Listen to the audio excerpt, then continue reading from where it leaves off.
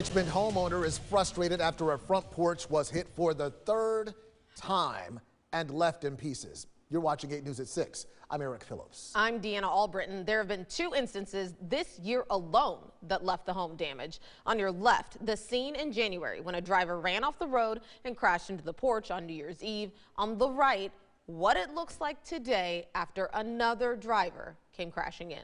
8 News reporter Roland Wilson spoke with the homeowner and neighbors today. And Roland, they say this wouldn't keep happening if drivers would just slow down.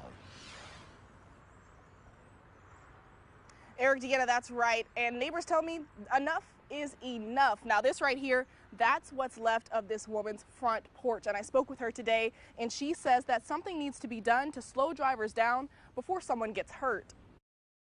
A broken fence and scattered bricks, a sight that homeowner Marilyn Joyner says she didn't think she'd have to see again, but can't take anymore. It's really has been really emotionally affecting me right now, and I'm really tired. Her porch was hit for the first time 20 years ago and once again on New Year's Eve. In that case, the driver was charged with a hit and run and reckless driving.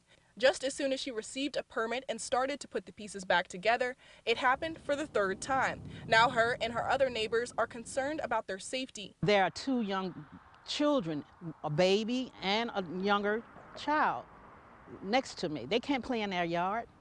They can't play with their pet in the yard, enjoy the community. Right now, the speed limit along Montero Street is 25 miles per hour. Drivers are expected to slow down to 15 miles per hour when they drive across the First Street Bridge.